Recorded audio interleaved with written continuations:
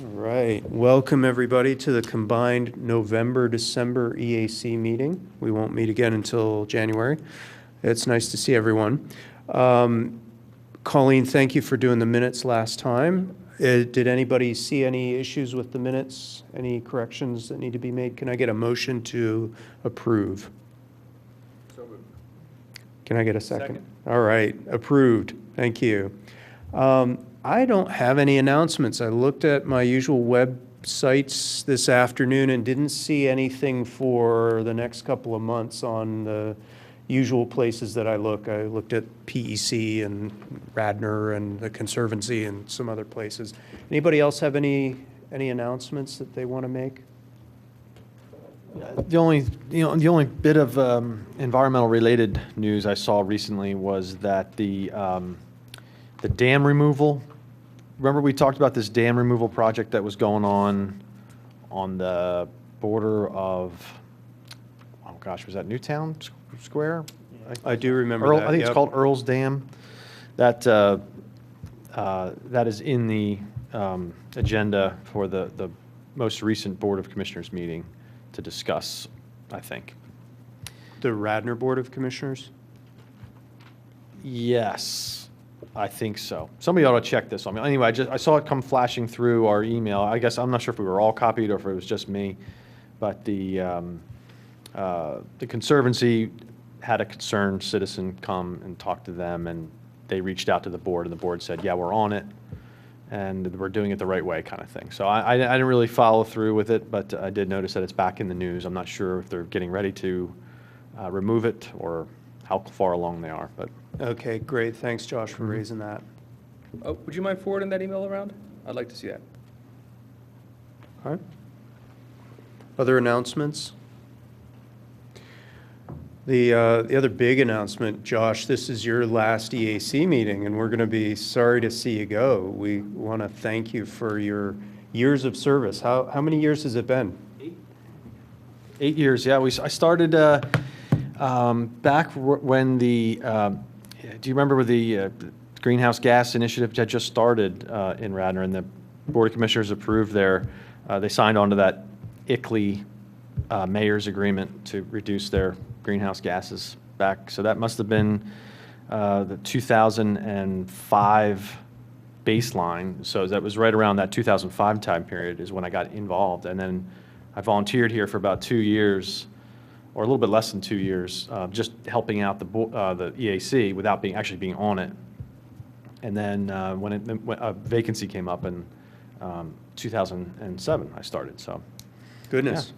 Well, that's a great run. It's been a while, yeah. I think if I could just offer a biggest successes, I think it was one of the more painful ones was the maybe getting the township to switch to 100% wind power. It seemed like an easy thing to do, but it ended up being a little bit tough. But that was great. Working through the greenhouse gas action plan, I thought was pretty rewarding, even if maybe the follow-up to it wasn't as robust as we might have hoped. So, yeah, I mean, there's been some frustrations and whatnot. Andrew, there's name tags in there.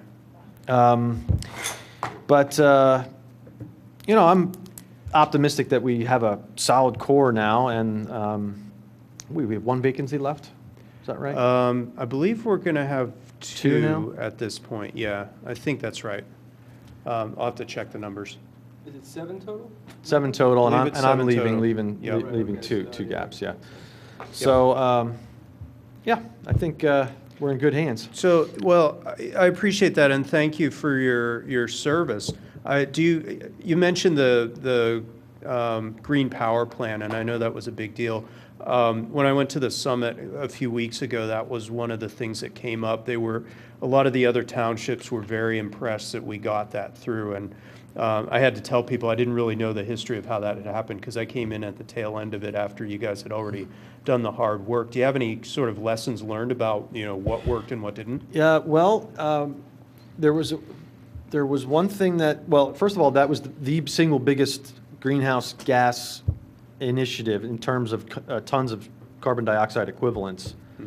of savings available to us that was on our greenhouse gas action plan.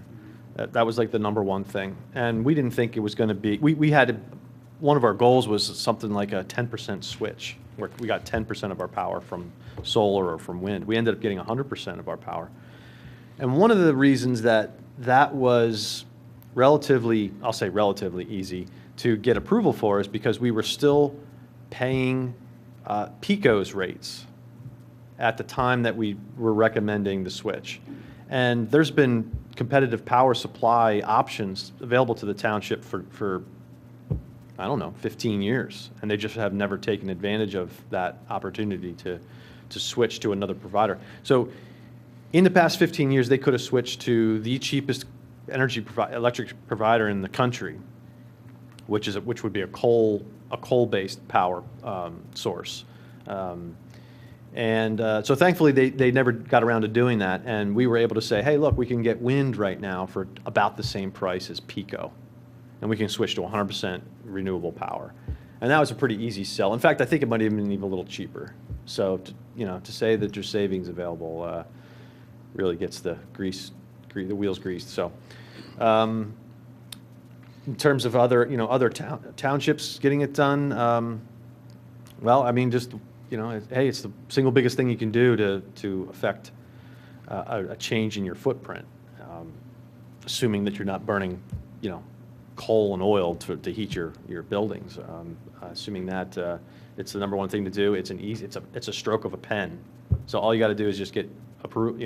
There's no capital costs. There's just, there might be an increase in your electric cost. It might not be. So it's an easy thing to do. So it's worth the effort if just to try to. And then if you can't do 100%, there's blends that you can get that are 50% wind. And there's blends that you can get that are 100% Pennsylvania wind. I think that's a really important point. We didn't get the 100% Pennsylvania wind, but we got 100% wind, and it was what we could afford, basically. Yeah. So. Yeah, okay. Thank you. That makes a lot of sense. And I think, for folks to know that there are options out there, you don't have to go 100%, you can make incremental changes. That's really an important point. Thanks, Josh. Sure. Josh, one comment from planning indirectly. There's an opening. If you only want a couple weeks off, and you should apply now.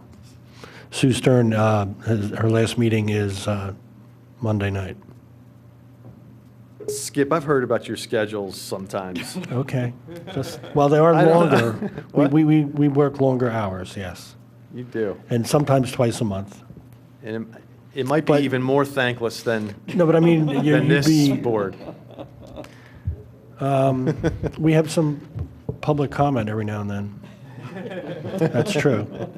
Well, I just thought I'd point it out to you because I think that you would be good for us too. Oh, thank you, Skip. Yeah, I was thinking about what to do next.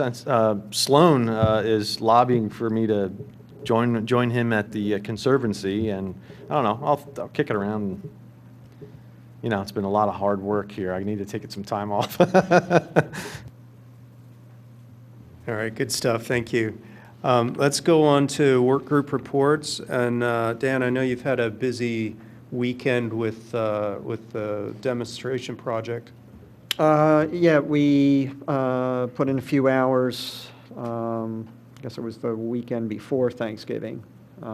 Just cleaning out some weeds that had taken hold over the summer at the meadow plot, and working with the Radnor Conservancy on that. We're starting to reach out to some landscape architects and try and get some expertise on the best way to make this thing most successful. Are you running into challenges, or is it pretty much going as expected? It's going as expected.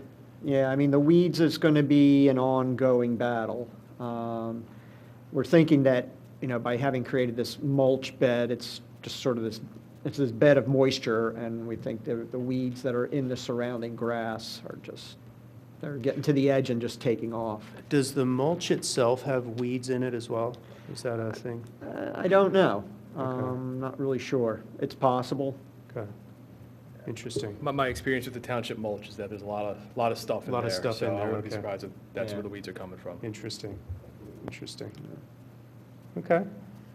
So we're probably, I mean, thinking it'll be planted in the spring sometime, and we're just not sure if we're doing seeds or plugs or what's happening there. We're trying to get some guidance. Okay. I assume part of that will depend on what's available in terms of donations and stuff. Yeah, I mean, the Radnor Conservancy's stepping up to fund to a certain level, and then we just have to figure out what we can do with that and if we can get donations. And remind me, is the goal to have all native plants in there? Yeah, I think so. Yeah, and that'll probably be coming somewhat from the experts too, like what's going to do best in that soil, those soils, and that sort of the whole sunshine regime that's there and all that stuff. So I'm just waiting to hear from some experts. Okay, so an evolving project, thank Yeah. you. All right. Sustainable Pennsylvania certification, I think, Colleen, were you going to have some follow-up conversations? I've sent emails, I haven't heard back. So Okay. I will continue to do the same. Okay, yeah, we'll keep nudging. I know it's kind of a bureaucratic process, and it requires people kind of filling out forms and things like that. Do let us know if you hear back, and if folks are in need of support on that. I'm sure people here would be happy to step in from time to time to be able to help that process along. Thank you. Community education and awareness. I don't have anything on this. I don't know if you guys have anything you want to talk about in particular. So I actually had a little something. Great. In terms of, and I assume this would be the part of the meeting to bring it up, but I'm noticing on Thursdays, or not on Thursdays, on Tuesdays, when trash is being picked up, lots and lots of recyclables, specifically cardboard boxes, out in everybody's trash. And I'm noticing as more and more e-commerce is going on, it's picking up, and people either aren't aware that they can recycle boxes, or they're just too lazy to do it. And I'm wondering to what extent the city's sanitation department is supposed to be picking up things that are blatantly recyclable when it's put out with the trash, and what level of education could go out to homeowners to make them aware that these things should be recycled. Because in addition to the environmental benefits, I also assume that the township saves money when something goes into the recycling stream versus into the landfill stream. Yeah, that came up last time as well. Someone had I think Sarah came here and had a comment about that exact same issue. Yeah, and I think that may be something that we want to look into and see if there's something that we want to do about that in terms of communication. Might be a good starting point to actually talk to the city and say, what is the rule here? What do you guys expect to happen when there's stuff that's recyclable that gets left? I don't know if anybody here knows what the rule is, but I think it's a good question. I honestly have no idea, but I'm happy to try calling the township. That'd I'm be assuming great. that's Public Works, or? Yeah. Yeah. So on the website, it says that they will refuse a load of trash that, for instance, has grass clippings in it or leaves in it, because that belongs in yard waste. And same goes with the recycling. I think that's their policy. That's their written policy, is to refuse, meaning leave on, if there's a recycling in your can that belongs in the trash, they're supposed to leave it. But in reality, I think what happens is the headaches that causes them are painful. Like, what happens then is then they get a phone call an hour later that, hey, you missed my trash. They explain why, and the resident is, understandably kind of miffed that they now have to sit on this garbage for a week. So then the trash truck has to come back and take it, and that's kind of the way it goes. In years past, they used to carry stickers on the trucks that says you had, incorrectly segregated your recycling or whatever. I'm 99% sure they don't have those stickers anymore. I haven't seen any. Are you saying they would actually leave the entire load of garbage? Yes, they'll refuse a load. Yeah. Yeah. Can you imagine? Like that, yeah. That doesn't. I don't know. I'm thinking you'll only do that once. Yeah. I think it's ridiculous too. I've seen, and people still put their recycling in plastic bags, even though Yeah. When that gets to the recycling center, they just take the whole plastic bag and right in the trash. Just chuck it. I wonder if they could coordinate, I'm sure there's a reason why they don't, but if the recycling and the trash truck came on the same routes each day. It's the same truck, though. Oh, is it? Yeah. Okay, well, I can see why they don't do it then. Well, and I don't know where we are in terms of the trash pickup workforce now, but I know they cut back a few years ago and they had to kind of reorganize the logistics a little bit. It might be a big burden on the folks that are doing the trash collection to kind of sort through that stuff. But that suggests to me maybe a community education program would be a good idea, even if it's as simple as, you know, something on the website, not that people are going to be looking for information, but I don't know. I know this is something other townships are struggling with as well, because I heard this story come up many places. You know, it's funny, I wasn't actually even suggesting going as far as leaving their entire load of garbage or, you know, giving them a nasty phone call or something, but they could leave the boxes and the obvious recyclables Right. just as a first step to sort of Right. retraining people to, I mean, literally like trash can, pile of Amazon boxes. Yeah. It seems like refusing the whole load would be counterproductive because it just makes it confusing as to why they would leave it. Right. If they just left the recyclables. That's they'd why they probably had figure those it out stickers themselves. before. Yeah. Well, and I know the rules have changed, right? So, I mean, what was recyclable a few years ago, maybe maybe things are a little bit more open now. People may just not realize, and they may not realize that you can take your boxes and kind of consolidate them. You don't have to pack them up really neatly. You just have to kind of flatten them a little bit. You don't even have to do that. Yeah, It's- they'll just They throw crush in. them. Even, I think even styrofoam right now is, no? Not that I know of. Okay, No. all right. Unless it's changed. Okay. Yes, you do have to take the styrofoam and the peanuts out of the box to Okay. properly throw away the box. Gotcha, okay, I've been doing it wrong. So do you guys remember several months ago that there were some high school interns that were Yep. interested in this exact subject? Yep. They contacted us through the Radnor Conservancy. Mhm. I think actually the Conservancy organized this Okay. effort to get the high school interested, and it was before the summer, and they had done some research. They had visited the recycling center. They found out some things that I didn't even know about, like they now take Yep. those ice cream cartons that have the wax. Mhm. They now take that, you know. Mhm. They worked on some literature, Mhm. like a brochure, I think, a flyer, something else. And then the summer hit, and they sort of stalled out, and then they ended up in, you know, college searches and stuff like that. That they kind Okay. of they lost their mojo. So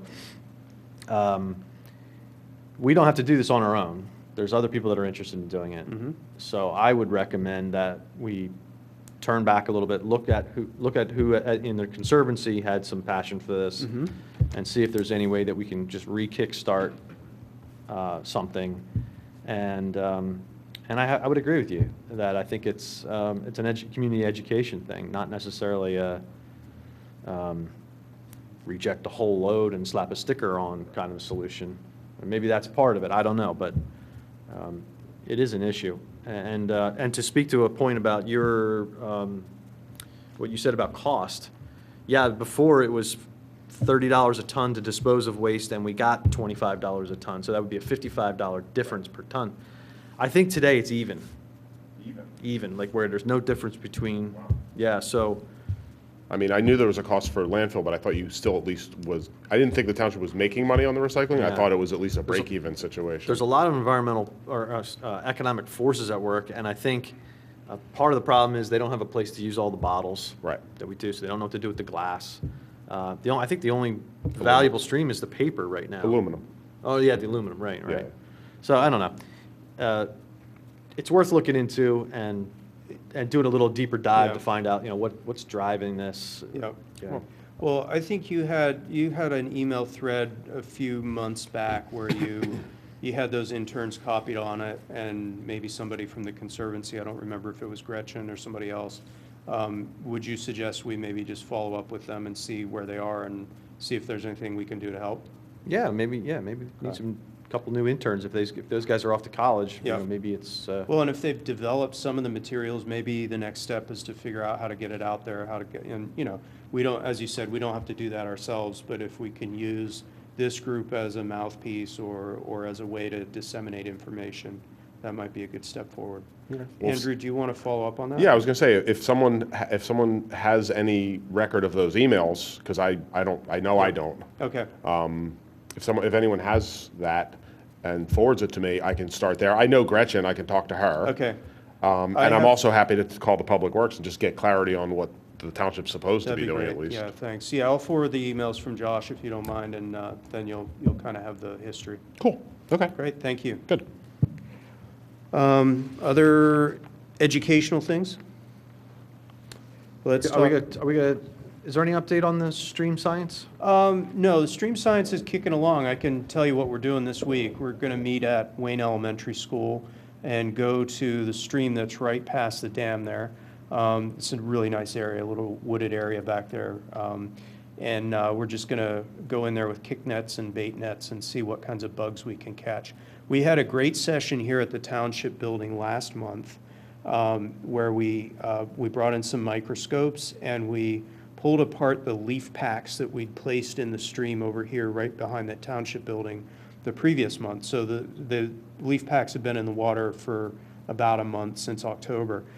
So we pulled those apart and identified benthic macroinvertebrates. We found a number of, I think there are 3 classes, and I'll need to ask my interns to re-educate me on this, but there are bugs that are really sensitive to chemicals in the water, some that are a little bit less sensitive, and some that can live on toxic waste. It can live kind of anywhere. We found some of the level 2 bugs, and we know that the streams in this township are relatively impaired. There's a lot of silt. There's a fair amount of chemicals floating around in there. But we're pleased to see a fairly, I'd say, diverse group of bugs just from right out back here. And I think we're going to see some variation when we get out to other sites as well. Do you remember the report on that impact? I do. Did you read that report? I 'Cause did. That, just what you were talking about was in there. So Yep. if you wanted to see that in action. Yeah, I got to go back and do my homework, Yeah. and I'll do that before That stream was Saturday. very poor. I think there's some sections they didn't find Yep. anything at all. Yeah, yeah. So, yeah, we found some little bug larvae and stuff like that. But, I think the kids really got a kick out of it, just to realize what's living there right in front of you, and to be able to kind of put it under the microscope and really, take a close look. That was really kind of fun. When is the Wayne Elementary event? That is Saturday from 8:30 to 10:30. We have 2 sessions, 8:30 to 9:30 and 9:30 to 10:30. And they're all filled up? They're all filled up. We have 40 kids, plus or minus. Some kids, have soccer or whatever sports, so they haven't been 100%. But yeah, we've had a busy group. It's great. Yeah. So, anybody wants to join us, they're welcome to come along. Liaison reports. Skip. Well, I guess about 5 weeks ago, I sort of passed the suggestion to you that Penn was going to be on the agenda for planning. At the last minute, that was pulled. Today, I got a new packet. Penn is on the agenda. It's a mix of hotel, office, and medical building, 3 different buildings. And the Planning Commission will see it. I'm going to be out of town, but they'll see it on Monday. So that should be a big event. And I would like to give you lots of detail, but I think it's, the way it was presented, all the plans have on the bottom stamped not for construction. So I don't know if it's an educational presentation or what we're going to see or they will see on Monday. And is this all planned for the biomed area? Or Yes. is this, okay, so Yep. it's not a new site? Nope. All right. It seems to have evolved quite a bit, so now it's really a kind of a mixed. I don't know where we're going with this right now. I'm going to watch the YouTube when I get back. Well, and correct me if I'm wrong, the type of businesses that they put there has an impact on the traffic requirements? Endlessly debated, Okay, legitimately. sounds like it's going to be a long one. Yes. But again, unfortunately, I won't be able to attend, but I'm sure we'll see it for multiple meetings. Okay, well, thank you. Okay. I think that's it for liaison reports. Any old business? Under new business, Colleen made a suggestion to me that we talk about solar panel installation and incentive programs. Do you want to just kind of recap what you suggested? Sure. I mean, I just generally, I had looked at solar panels and I thought of putting them on my house 10 years ago, and they were ugly and expensive, and I just dropped the idea. And I guess because Tesla is now in the King of Prussia Mall, I thought about it again, and I started looking at solar panels, and they're beautiful now. They make, you can get a terracotta-shaped tile, it looks like Spanish tile. They make roofing panels. It looks like a real roof now. And it's way more cost effective to buy it. And there's a decent payback period where if you, whatever money you put out, you will get your money back because it comes off your electric bill. And I just didn't know if people thought about it. Doesn't seem to be a lot of people doing it. And there are federal tax credits that are out there till 2019. You can get 30% of whatever you spend is a tax credit that comes right off of your income tax. And you can roll it forward if you don't use it within that first year. And that's available for, I think, another 2 years, and then it goes away. So it goes from 30% to 0 in the next 2 years.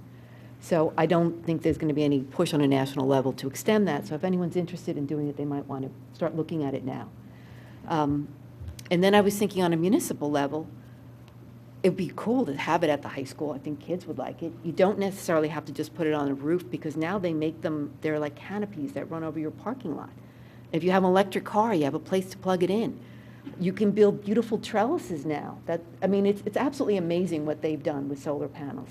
And I'm just starting to find out a little bit more about it, and I was hoping to see if anyone had any more interest in it. Maybe we can get someone to come in and present and talk about. Yeah. So I have some experience with this because my business, we have a solar installation on our roof. So I know the solar market. It's in Pennsylvania pretty well. The trend right now with most large scale and even a lot of home ones is you do what's called a power purchase agreement, where you actually just lease your roof. Yeah. And therefore, there's no actual upfront investment for the township or the business or something like that. A company like Solar City will install the panels. You just agree to buy it at a market electric rate, usually with some sort of discount because you're hosting the facility as well. But that's the most common model right now. Solar panel prices have dropped dramatically over the last 5-6 years. We did ours 6 years ago, and the panels themselves are 80% cheaper than when we did it. Yeah. Wow. So, but when we did it, there were Pennsylvania grants and federal grants. So that now you're right. There's only the federal grants on the federal level, but it's a very worthwhile thing. And as long as your array isn't generating more electricity than you use, you get a pretty reasonable rate of return, whether you buy it or whether you lease it. You want to avoid situations, unless it's a power purchase agreement. You generally want to avoid situations where you're generating more than you use, because PECO buys it back for pennies on what it's actually worth, because they need to then resell it later. But to your point, the high school, the municipal buildings, the roofs are, I mean, I'm assuming there's nothing solar up there now. I mean, that is prime real estate for any kind of solar installation. And what you were saying about the canopies, they actually do that down at Lincoln Financial Field. Okay. Pretty much the entire parking lot right outside the Eagles Stadium, the main parking lot at least, they have canopies covering all the spots, and they're all solarized. So yeah. For people out there who might be skeptical of the technology, how much can you generate enough power with a single rooftop to make it, to power part of your home's usage? How does that work, and has it improved over the years? Yeah, efficiency has been going up. I mean, there's a lot of development in the works that will ramp up efficiency a lot more over the next decade. But there's pretty good. The efficiency is pretty good. Our business, we use about 2/3 of our roof space, and we generate about 2/3 of our electricity. So interesting. Yeah, so there's definitely. I don't know it from a residential standpoint. But I do know that I actually had gotten a quote from Solar City on my house, but I don't have a lot of south-facing space, And the only way to do it was to put it sort of on an east-facing space, which would look, it actually did look kind of terrible, and it didn't really perform as well, so we opted not to. Also, tree cover is a big factor, too. If your roof gets a lot of shade from large trees on your property, that severely can affect your production. Yeah, I actually called Tesla. I think Tesla just bought Solar City, too. And I'm not They're promoting them. co-owned for a long time. Okay, because they're just gigantic. I happened Yeah. to call them, and they actually go on Google Earth, and they bring your Yep. house up, and they show you where the panels would go and tell you how much electricity you can generate. And they literally told me if I asked my neighbor, to trim his trees, how much more I could get. It's really amazing what Yeah. they can do. Yeah. And just something I hadn't thought about doing, and it doesn't seem to be that difficult. And again, you don't have to have an outlay of cash Right. if you lease it. And if you don't want to lease it, Tesla finances it. And I looked at some other municipalities, mostly in Massachusetts. The municipality itself does part of the financing. And basically because they've got a lien on your property because it's, be part of their real estate taxes, it's like a win-win for them because they can't lose. You really can't get rid of that. So I don't know if that was something we wanted to explore, but I definitely thought, especially with the high school, it would be a great idea to kind of promote Yeah. something on that level. Yeah, I think it's a good idea. If part of our function is educational, I wonder if it's worth, even if it looks commercial around the edges, bringing someone in from Solar City to one of our meetings.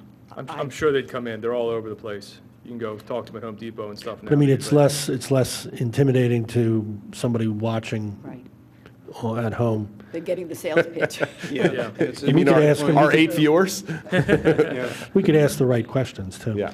The next other step or shoe to drop here is the battery. It's, the sun is not available all the time, so the power wall thing that Tesla is trying to do or will be doing is a way to have, your refrigerators run at midnight kind of thing. Yeah, so on that point, most of the systems that we would consider, or any of the homeowners would consider, would tend to be like utility intertie. So it's when you're generating more than you're using, you're feeding back to the grid. And unless you have a battery in a power out, those systems are down completely because you can't be electrifying the grid while the PICO workers are trying to reset things. So, Are the but the batteries batteries are expensive. Pretty pricey. Yeah. That's Well, they're like- they're cheaper than a generator. It backup depends how much generator. you want to run through it, but yeah, I mean, the batteries for the Powerwall, I think is like somewhere in the $5,000 to $6,000 range. I think if you got a system that would work both on the grid and off the grid, that becomes more complicated. Yeah. And I'm going to guess more expensive. Yeah. So I talked to Solar City too. The big downside for me was that it is a long-term lease. They wanted 20 years, and there really wasn't any way out of that once you're in. Your choices are stick with it for 20 years or buy the panels. And that's why I ended up not doing it, because I don't know what your experience was. They couldn't really give me any information on like what's this going to do, the resale value, and how people are going to react when they're saddled with this lease that they didn't negotiate. Right. Yeah, I was going to ask, what happens if you want to sell your house? They would stuck to your deed, basically? The new owner would have to, you have to transfer that lease Yeah. to them. And that's what I was thinking, maybe I'll have it for 5 years in my house, and then I'll go somewhere else. But that, like, now I'm going to sell someone a house that has a 15-year lease. And even if it is a good deal, that would put me off if I'm buying a house that I'm stuck with a contract I didn't negotiate myself. Well, I think the good news is that the township is pretty committed to the high school for the next 20 years. I think it makes more sense for Yeah. the township hope so. building than for a residential. I hope so. Yeah, The elementary schools, I mean, it doesn't. right. Yeah, I doesn't think that's cost a us anything. no-brainer. Right, it is a no-brainer. Who in the township will we have to talk to? Well, if we're talking school district, I mean, they're separate entities. Oh, okay. So you would definitely want to talk to, maybe, I think, is Leo still at the school, Leo Burnaby? Yeah, I think he'd be the guy I would talk to. He was a lot of the emphasis or drive behind the greening of the new middle school building. He did the green roof there. I don't know if they have solar there, but they do have geothermal there. And there is a roof, I think it's over the gymnasium that faces towards Lancaster Avenue. It's got to be the biggest single pitched roof I've ever seen in my life, and it's just a big sheet of asphalt shingles. Interesting. Unfortunately, it does face north. I was just going to say that. It does face north, yeah. Yeah. But anyway, so I'm sure somewhere in the school district, there's a nice south-facing roof that's just dying for one of these. And Okay. Even flat roofs work fine. You don't really need to Right. be, you don't need the roof to be south-facing because the panels are usually tilted to be south-facing. So most of the municipal buildings have flat roofs. Well, I wonder if the school district has had any of those conversations, it might be worth just, checking in with them and see. Colleen, would you want to follow up Yeah, on that? Just definitely. kind of ping somebody and see if they'd be interested in a pitch, and whether they are or not, I think it might be kind of cool to have somebody from Tesla or some other company come in and just present to us. See It'd be what great the to find a options are. Pennsylvania-based company, too, Yeah. rather than, going to. That's a great idea, California, if and we I'm could sure there find are someone. some, yeah. I don't know anybody. If we Yep. find one, that would be nice. Okay. Okay, I'll definitely So, follow up. to the point of the Pennsylvania-based stuff, Yeah. there really aren't. Most of the economic incentives for doing solarization in Pennsylvania, between the rebate expiring and then there's a market for renewable energy credits that the utilities have to buy, and solar renewable credits, the market has pretty much collapsed. When the tax credits were really generous, solar got overbuilt in terms of demand for what the utilities need to buy for their portfolio against what's available to them. So solar energy credits went from like $150 per credit or $200 per credit, which was a pretty powerful incentive to sell them to the utilities. They're trading at about $8 right now. So what you want to do is connect your solar panel to your Bitcoin miner. yeah, exactly. But it doesn't look like the renewable energy credit market's going to correct itself for a while, because the portfolio requirements for Pennsylvania utilities is really, really slow. It goes up by very small margins every year. Okay, So it's overbuilt for that, which is a good thing, but okay, not for investment. yep, I don't think there's any Pennsylvania-based companies left is actually the point I'm getting to. So you might only have like a Solar City or some national company. okay, Okay. good to know. Well, thank you. Well, that's an interesting topic, thanks for raising it. Sure. Looking forward to following up on that. Any other new business? All right, no public comment, it looks like, so we might be done here. Right, someone's just called in. Let's caller number one. Okay, motion to adjourn? All right, we're done. Thanks, everyone.